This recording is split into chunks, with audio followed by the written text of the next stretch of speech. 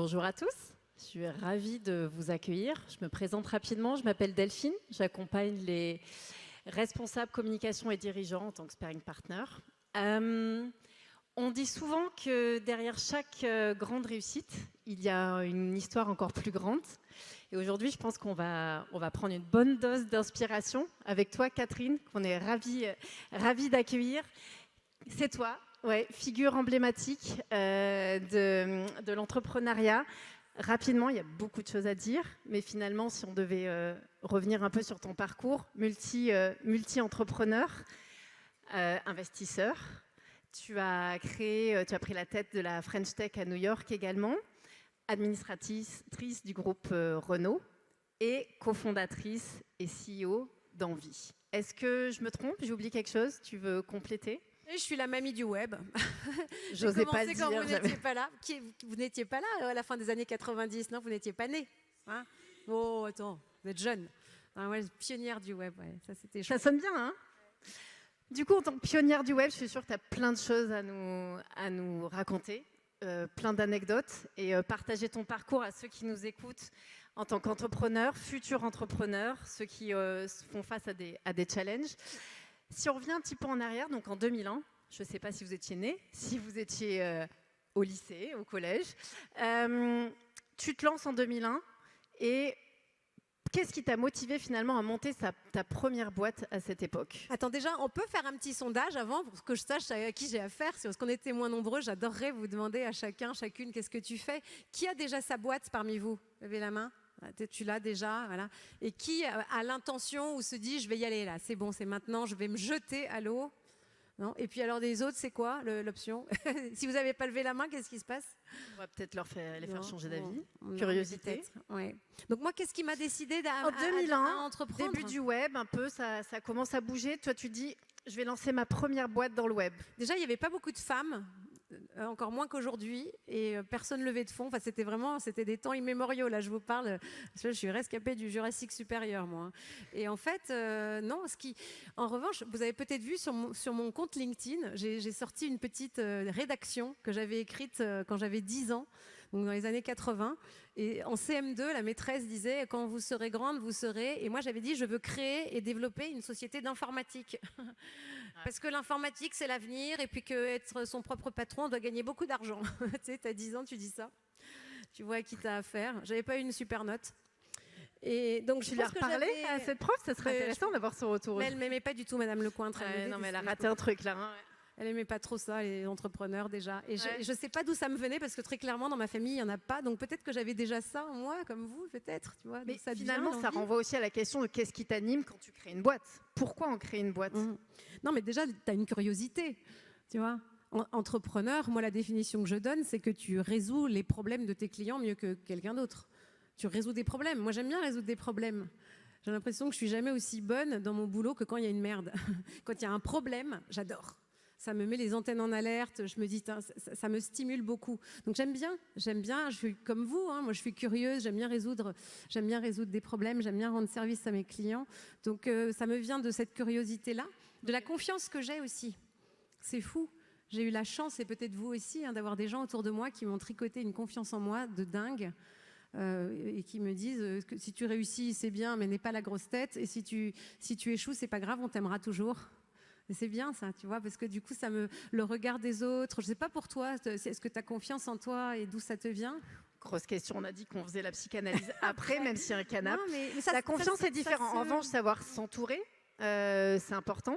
Ouais. Mais ça se muscle, hein, la confiance en soi. C'est pas un stock, c'est un flux.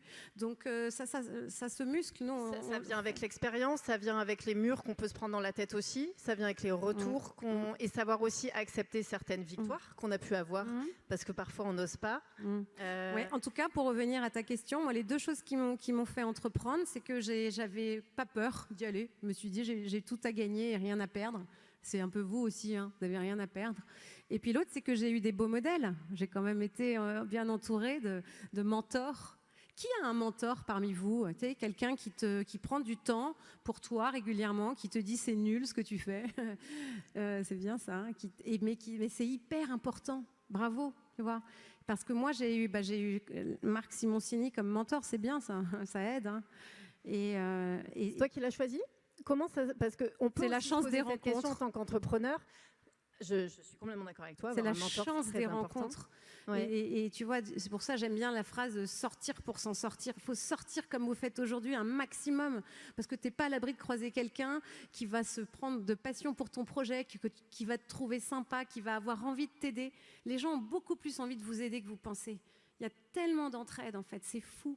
Et moi, je ne sais pas pourquoi, il s'est dit, tiens, elle a l'air d'avoir la patate, j'ai envie de l'aider. Et c'est devenu mon mentor. Donc, pas se mettre de limites, pas s'auto-limiter non plus. Et Ouais, je sais pas, moi je me pose pas la question en ces termes.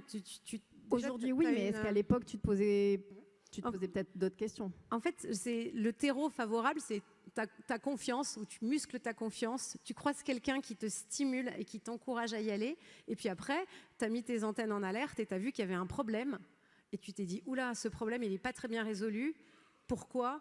Et est-ce que moi, je pourrais le résoudre mieux que les autres? Non, je ne sais pas tout faire, donc de qui je m'entoure? En fait, c'est ça, c'est que c'est de la curiosité qui s'applique à... Enfin, tu peux en faire de l'argent, quoi. Donc, tu es bien entouré, tu n'as pas peur et tu aimes résoudre les problèmes. Oui, c'est ça. Donc, tu décides de monter 2 autres boîtes, Cashstore et Malinea. Donc, ma première boîte, c'est une boîte de cashback. Le truc, tout le monde pense que c'est un nom de film avec Robert De Niro. Le cashback, enfin, début 2000, personne ne sait ce que c'est. J'aurais dû trouver un autre nom, en fait. Et je trouvais ça formidable parce que ça résolvait un vrai problème qui était encourager l'achat en ligne. Tous les acteurs du e-commerce avaient envie d'encourager les ventes, mais les gens étaient assez frileux. Et je m'étais dit, comment lever cette frilosité? C'est en donnant de l'argent. Tu achètes en ligne, tu gagnes de l'argent. Waouh, ça, c'est une promesse vendeuse. Sauf que je n'avais pas anticipé qu'en France, tu vois, c'est louche. Quelqu'un qui te donne de l'argent, c'est très bizarre. J'avais vu un modèle aux États-Unis qui m'avait beaucoup inspiré. Donc j'avais créé ce site de cashback. Je raconterai un peu la croissance, mais qui n'a pas grandi comme j'imaginais, mais qui néanmoins m'a permis de gagner les premières sommes coquettes d'argent et d'investir dans pas mal de startups derrière, au bout de 6 ans. Donc, c'était... Donc, tu crées cette entreprise. Ouais. Tu crées aussi Malinea ensuite. En fait, je vous raconte... Raconte-nous. Vous me dites, hein, c'est intéressant. En fait, au début, tu pars sur un modèle économique. Je ne sais pas comment vous faites, vous, les uns les autres. Tu pars, tu te dis, je vais gagner de l'argent. Alors, je ne sais pas comment vous gagnez de l'argent. Est-ce que c'est des commissions sur les ventes? Est-ce que c'est de l'apport d'affiliation? Est-ce que c'est de l'abonnement? Est-ce que tu vends ton temps? Enfin, j'en sais rien. C'est bien d'avoir plusieurs sources. Moi, c'est ce que j'ai appris avec le temps. C'est bien de marcher sur plusieurs jambes. Et moi, je gagnais de l'argent avec ce site de cashback. J'envoyais des visiteurs sur des sites e-commerce. Et quand les visiteurs devenaient acheteurs, alors ils me donnaient un pourcentage. C'était de l'affiliation. Non, mais t'imagines le modèle, quoi. Déjà, tu n'as que 1%. Je ne sais pas quel est le taux de conversion aujourd'hui sur un site e-commerce. Un site e-commerce, il convertit à combien? 2, 3? Vous pouvez répondre. Hein. Ça fait longtemps que je n'ai pas regardé. Dans ces temps immémoriaux, c'était 1%. Donc, t'imagines, quand j'envoyais 100 personnes sur un site, il n'y en avait qu'un qui achetait et qui achetait un truc avec un panier moyen à 100 balles et moi, je récupérais 20. Enfin, donc, le modèle n'était pas génial. Mais néanmoins, c'était un modèle de volume. Donc, quand tu as des petits paniers, l'intérêt, c'est d'aller chercher du volume. Et c'est là que c'est compliqué. Est-ce que tu sais faire? Est-ce que tu sais aller chercher du volume? Et comment tu as fait justement? C'est ça, je voudrais comprendre. J'ai développé une qualité de fou et que tu connais bien parce que c'est ton métier. Comme je n'avais pas d'argent pour faire de l'acquisition, j'avais fait une toute petite levée. Ça n'existait pas en plus à l'époque, je ne savais même pas que ça s'appelait levée de fonds. Mais je me suis dit, la seule façon que j'ai de survivre, c'est d'aller chercher des clients à coût zéro. Mais ça, cette frugalité, j'imagine que vous l'avez. Si vous entreprenez, c'est système D. C'est vraiment la frugalité, l'innovation frugale. C'est éloge de la débrouillardise. Et je me suis dit, qu'est-ce que je peux faire? Et donc, je trouve que je suis devenue assez forte en communication. Comment passer sur TF1, comment passer à l'époque sur France 2, Télématin, comment organiser des choses. Donc, j'ai eu beaucoup de visibilité à coût zéro. J'ai acquis 500 000 utilisateurs sans dépenser d'argent. Sachant qu'à l'époque, je pense que la puissance des réseaux sociaux était encore différente. Mais il n'y en avait pas. Et donc, c'est comment on arrive à fabriquer, comment tu as réussi à scaler cette entreprise et la suivante avec moins de moyens qu'aujourd'hui aussi. il n'y avait pas l'influence non plus. Tu vois, tu parles de communication. Donc, c'est comment tu arrives à passer de la débrouille à la grosse entreprise qui est en pleine. Moi, j'ai jamais fait de grosse entreprise. Moi, j'ai jamais fait de boîte de plus de 5 millions d'euros de chiffre d'affaires. C'est mon max, en fait. J'atteins mon seuil d'incompétence à ce moment-là. Après, je vais chercher des gens qui m'aident à aller beaucoup plus loin. Mais moi, je suis capable d'arriver que jusque-là. Donc, je suis arrivée en le faisant. Donc, sur Cash Store, mon site de cashback, comment j'ai fait? C'est que j'ai fait de la visibilité gratuite. Donc, j'ai acquis beaucoup d'utilisateurs gratuits. Il y a plein de techniques. Je ne sais pas si vous échangez entre vous, tu vois, tous les leviers gratuits pour aller chercher des clients.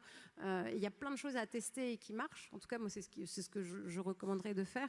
Donc, j'ai acquis beaucoup d'utilisateurs et après, il y avait un taux de conversion. Et puis après, cette conversion, je recevais une part en affiliation et c'est comme ça que j'arrivais à avoir une équipe. On était 20 personnes.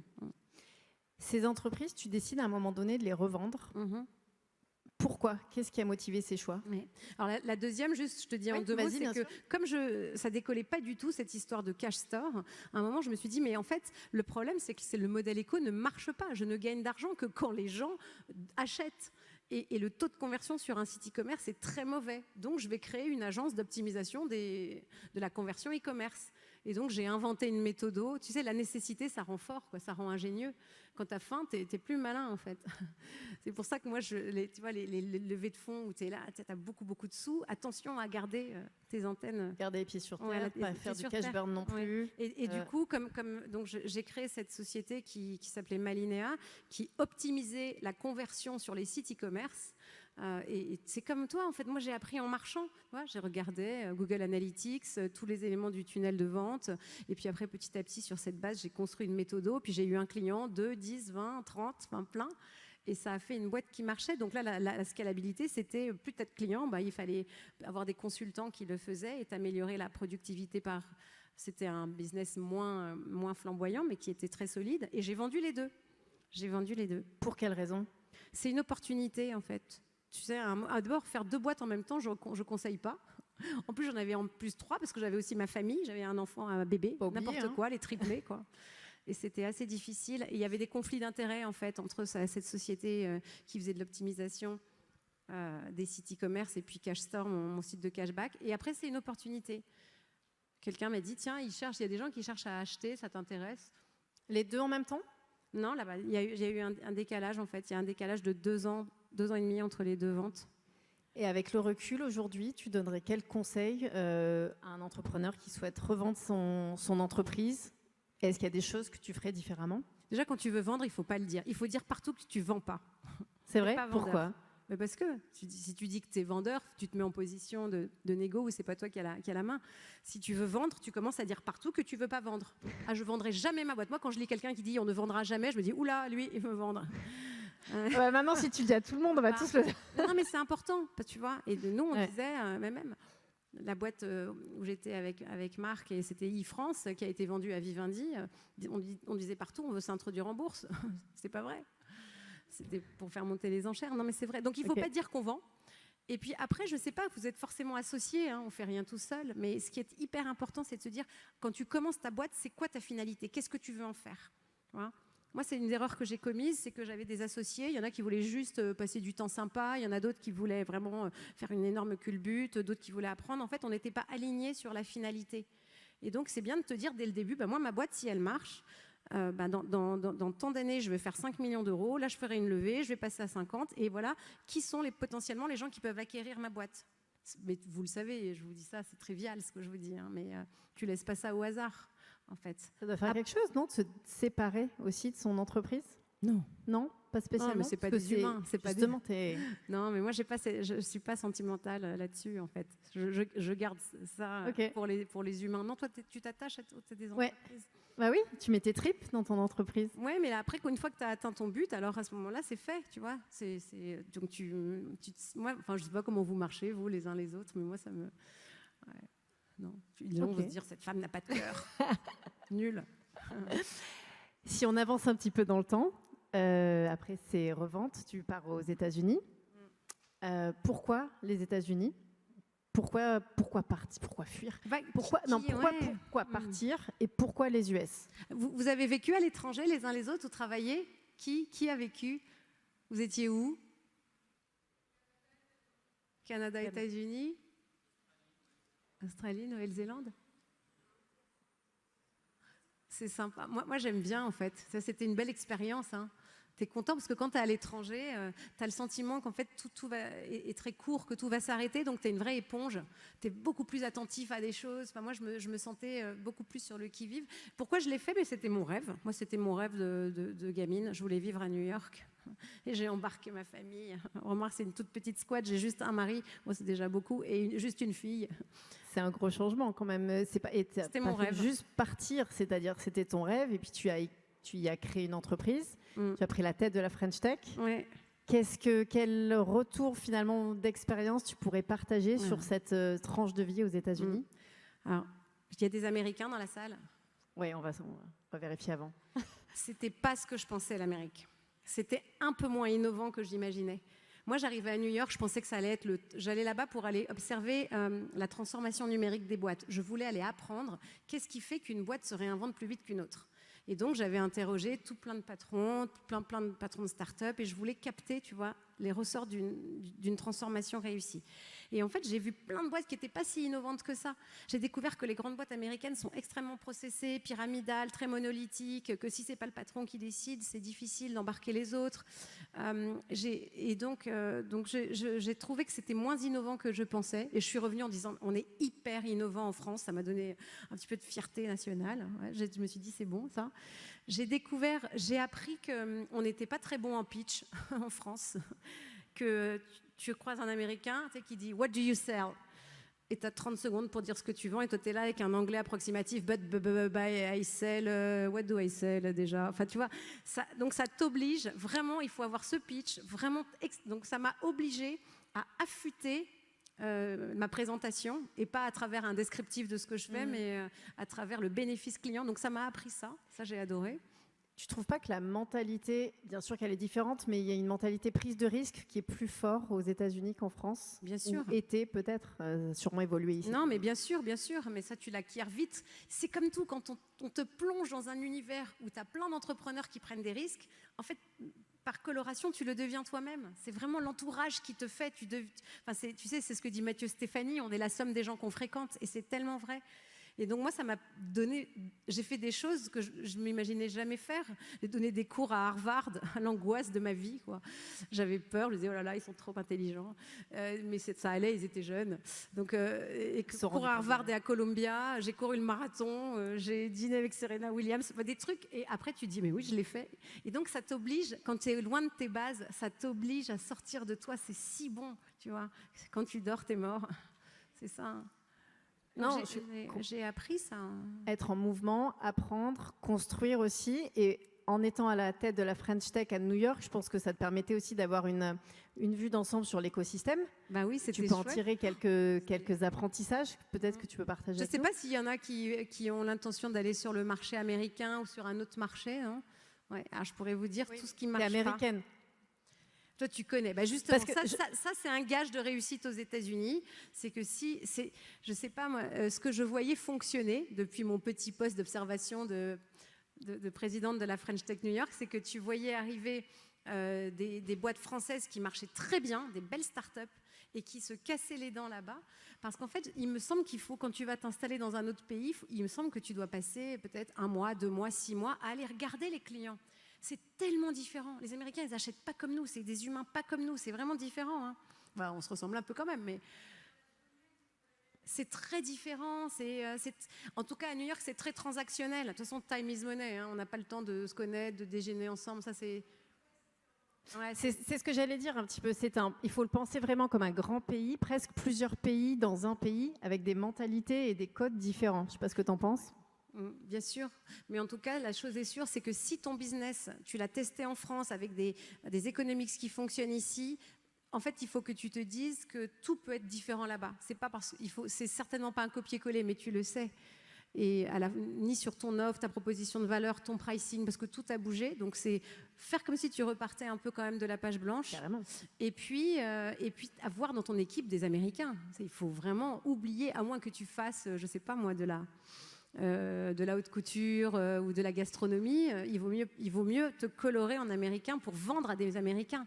Parce que ça, c'est un truc que j'ai appris, c'est qu'on n'achète jamais qu'à des gens qui nous ressemblent. Tu veux vendre à un Américain, mais c'est même à quiconque, pense à ta cible. Si tu veux vendre ce que tu fais, ta solution à ta cible, tu as 10 secondes pour lui ressembler le plus vite possible.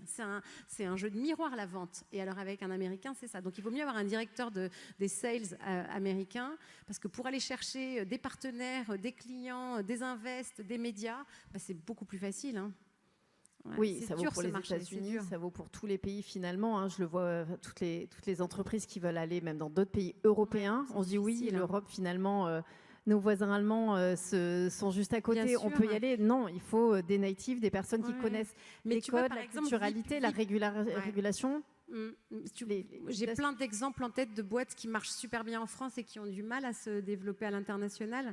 VP qui avait racheté ma deuxième boîte, ils étaient très très forts en France et en Europe ça a toujours été plus difficile, aux États-Unis encore plus. Tu as le compte Nickel, tu sais, cette super banque, la banque pour tous que j'adore, Hugues Lebray, c'est une success story de fou. Et la banque que tu ouvres dans les bureaux de tabac, quand ils sont allés en Espagne ou ailleurs, très difficile. Donc à l'international, c'est un sacré truc, ça. Que ce soit à l'étranger ou en France, tu dis souvent, ou en tout cas, tu as dit une petite phrase qui m'a interpellée, tu dis « on ne lève pas de l'argent, on lève des clients ». Peu importe le territoire, finalement. J'aimerais bien que tu reviennes et que tu développes un petit peu cette idée qui est vraiment essentielle, je pense, quand on veut lancer ou développer une entreprise. Alors ça s'applique peut-être moins ça s'applique plus aux indépendants, parce qu'aujourd'hui, moi, j'ai abandonné, je suis une renégate, j'ai quitté la Startup Nation pour aller chez les indépendants. En fait, quand je suis rentrée des États-Unis, je me suis dit, le travail change. Il y a plein de gens qui veulent travailler à leur compte. Et c'est quand même le gros des troupes. Aujourd'hui, il y a 4 millions d'indépendants. Il y en aura bientôt 10. Et je me suis dit, c'est ça, en fait, mon avenir. Tout ce que j'ai appris jusqu'à présent, c'est pour les indépendants. Donc, j'ai créé l'école des indépendants. Sauf que quand tu es indépendant, tu ne vas pas lever des sous, quoi. Tu vas lever des clients. Donc, c'était peut-être plus adapté à cette catégorie des freelances, des consultants, des coachs, des personnes qui travaillent à leur compte. Oui et non, enfin, je ne veux pas te contredire, mais en même temps, finalement, pour toute entreprise, freelance, indépendant, mais aussi entreprise plus grande, on doit aller chercher, lever des clients, les connaître. Et tu vois, je pense que souvent, on oublie le client. Enfin, je trouve qu'on a certains objectifs, on sait pourquoi. On se perd parfois un petit peu. On peut avoir l'objectif de gagner de l'argent, quitte à oublier les clients. Ça, c'est sûr. En tout cas, moi, je vous regarde là et je me dis, qui sont les vendeurs et les vendeuses parmi vous ? Parce que je pense qu'il y a ton expertise, celle de ton équipe était super forte, mais tu dois hisser ton expertise de vendeur et de vendeuse à la même hauteur, ça c'est sûr. Tu as 2 métiers quand tu es entrepreneur, hein. Tu as ton métier et vendeur, ça c'est sûr. Et donc, comment tu fais pour vendre ? C'est tellement dur, la vente. Enfin, moi, j'ai l'impression d'avoir appris plein de choses en vente et ça n'a jamais été aussi dur pour moi de vendre qu'aujourd'hui. Parce que les gens, tu vois, les décisions d'achat sont super ralenties, le client, il ne te répond pas. Ça ne vous fait pas ça ? Tu envoies des mails, personne ne répond, tu as l'impression qu'ils sont morts, tu ne sais pas. Il faut relancer. Mais 1 fois, 2 fois, 10 fois. Moi, je relance parfois jusqu'à 30 fois, quoi. C'est quand même... Il ne faut pas m'envoyer de preuves. Il ne faut pas que j'ai un truc à te vendre, sinon tu es mort. Comme quoi, il faut être assez persévérant aussi quand on est entrepreneur. Mais il faut, parce que c'est la vie de ta boîte qui en dépend, tu vois. Si toi, moi, dans mon école en ville, les gens me disent « mais non, mais j'ai un petit peu, je ne vais pas déranger ». Mais tu ne vas pas déranger, c'est que tu vas mourir si tu ne le fais pas.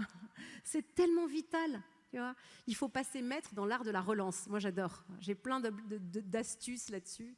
Tu peux en partager ? Ouais. Il y a des objets de mail qui marchent super bien. Vas-y. demande d'interview. Ce truc est 100% de taux d'ouverture, quoi. Espèce que tu vois, l'ego humain et comme quoi sans fond. Non mais je dis demande d'interview, je dis bonjour, oui en effet, je voulais vous poser une question. Bon, tu vois, et après il faut un petit peu habilement se rattraper aux branches, mais c'est l'objet du mail. Il y a une structure particulière de message quand tu vas faire une prospection qui. Ça serait trop long, je ferais bien une petite masterclass là-dessus, mais c'est pas le propos. Mais vraiment, moi, je te conseille de passer. Tu vois, il y a Renan Lemoal, que vous connaissez peut-être, qui fait partie des mentors en vie et qui est un investisseur chez nous aussi.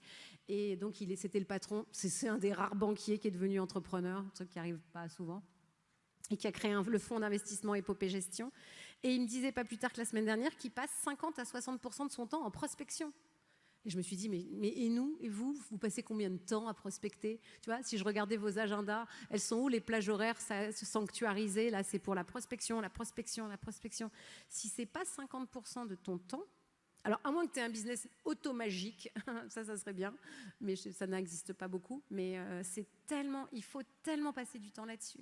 Après, aujourd'hui, tu as des techniques de marketing automation, tu as l'IA qui vient aider aussi. Est-ce que tu penses que l'IA vient changer le game? Ah bah quand tu es une petite boîte, sûrement. Là, parce que, pardon, hein, aujourd'hui, je suis complètement focus sur les plus petites boîtes, mais c'est certain. Parce que quand tu te mets à ton compte, tu es Shiva. Enfin, quand tu es entrepreneur, tu es Shiva.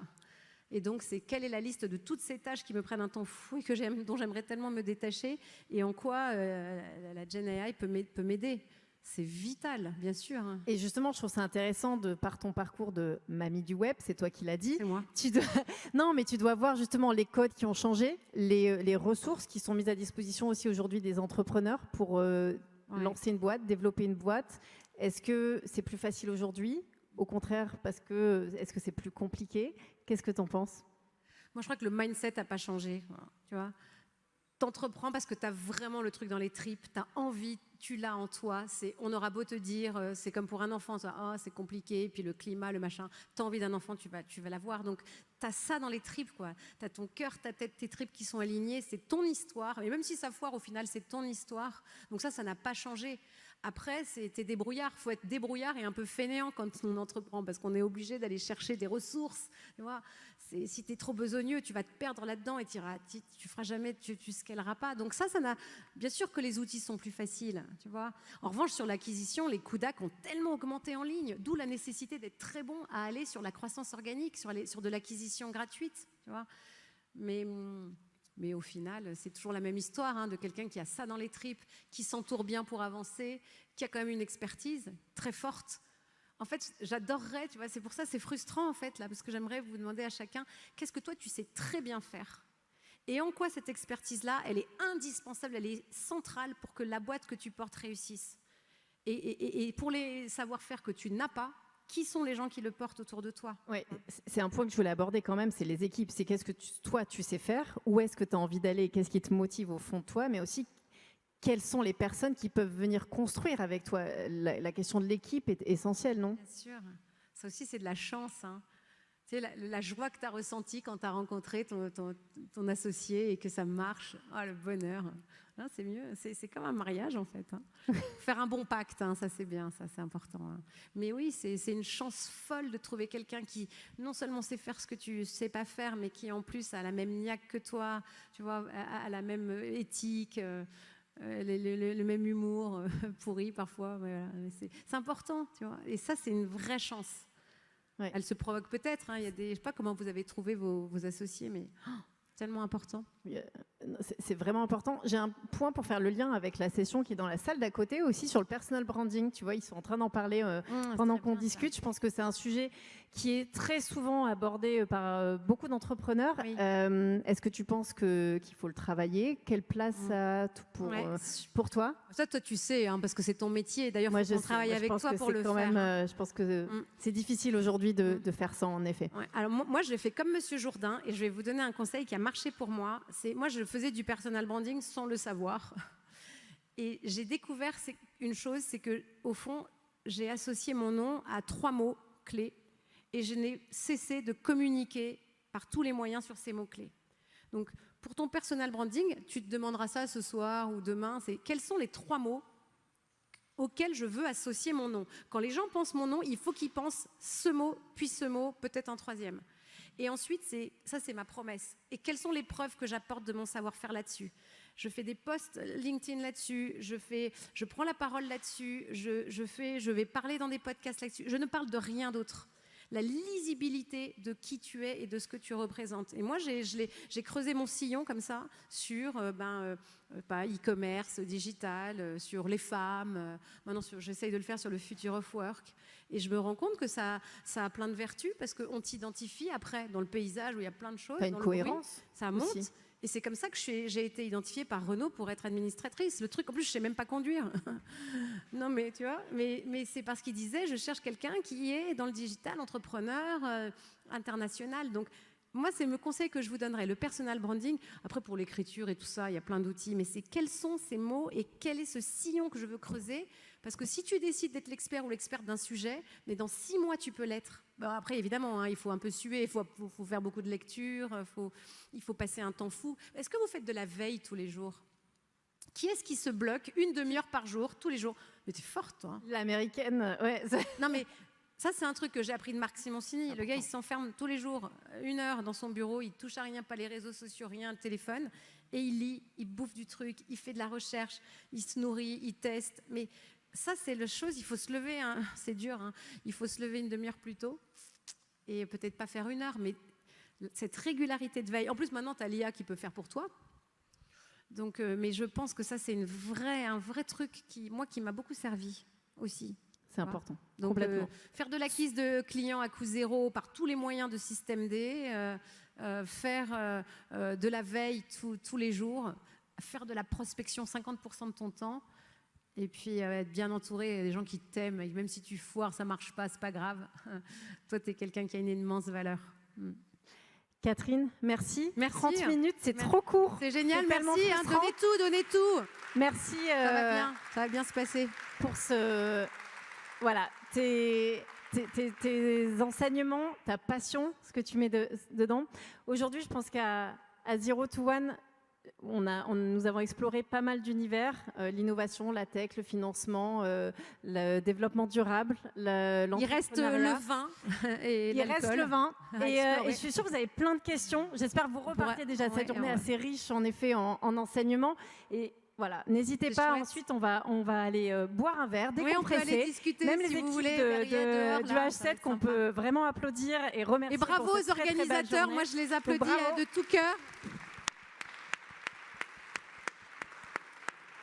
Et je vous invite à aller boire un verre ou deux. Génial. Et bravo à toi, Delphine. On peut applaudir Delphine aussi très fort. Merci, Catherine.